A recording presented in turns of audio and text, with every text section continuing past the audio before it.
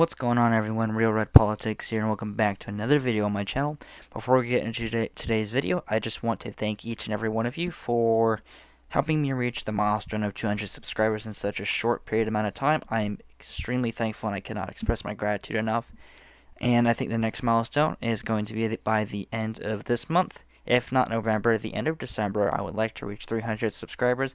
I think we can do it, but in order for that to happen, I need everyone who's not subscribed to take a second right now and click that subscribe button, and also to like the video. Liking the video is great for the YouTube algorithm, and it would help, the videos on my channel and just my channel in general, become, more noticed. And when more people notice, more people watch the videos, and more people subscribe, and it continues, that same cycle continues. So today's video, I want to kind of talk about what happened in the state of Pennsylvania in terms of the Senate race. The state of Pennsylvania elected John Fetterman. I don't understand why they elected this guy. Let's get started, Mr. Fetterman. We're going to begin with you. Your political experience includes serving as the mayor of Braddock, a small borough near Pittsburgh, and one term as lieutenant governor. You're running for a seat that could decide the balance of power in Washington. What qualifies you to be a U.S. Senator? You have 60 seconds. Hi, good night, everybody.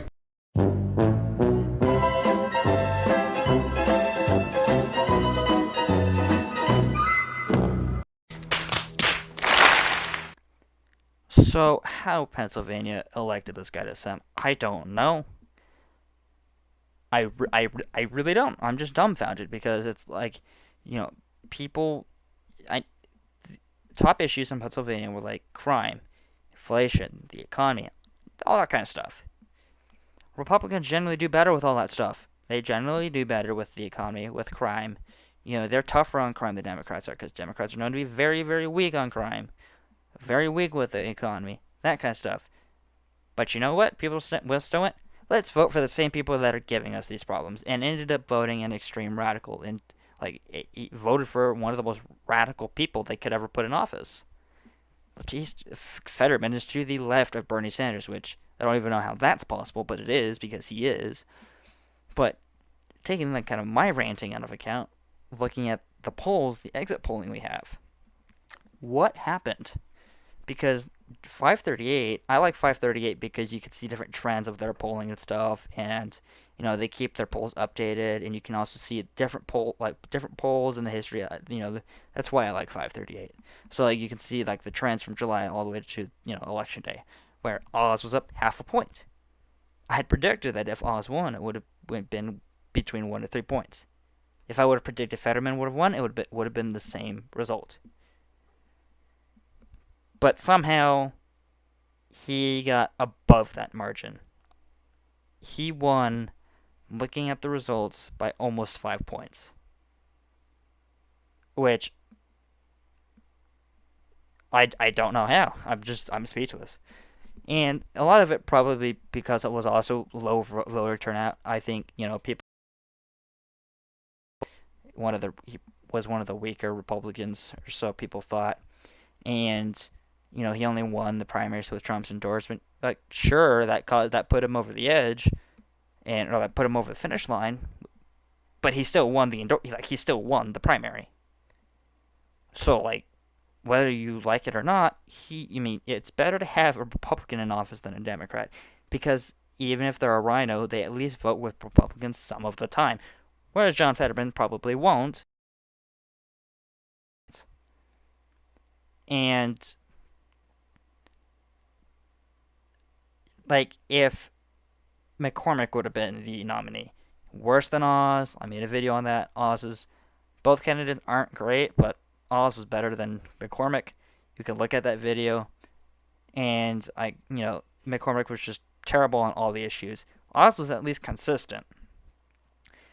Sure, if Kathy Barnett would have had more popularity, more recognition and stuff, and had Trump's endorsement, but if she would have had, her boost in popularity, if she would have had that earlier in the election cycle, and if she was the nominee, she would have likely won.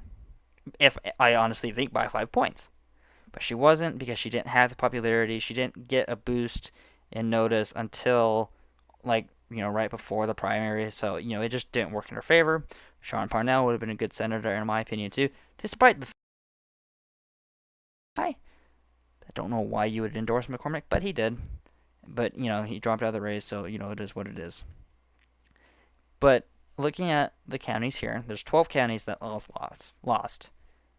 And a lot of these counties he needed to perform well in. Philadelphia and the county and the counties surrounding Pittsburgh, and in Pittsburgh he really needed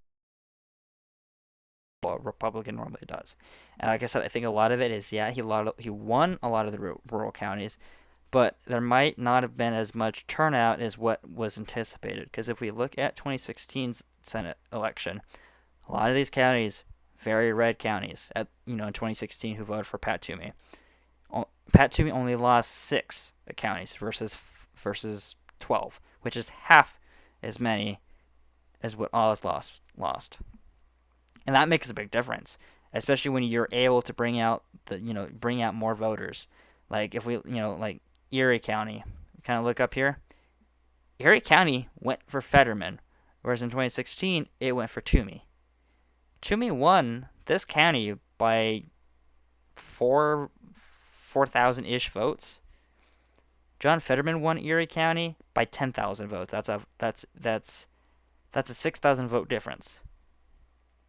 Or we can even look at Centre County, where John Fetterman won that by about 7 points, it looks like.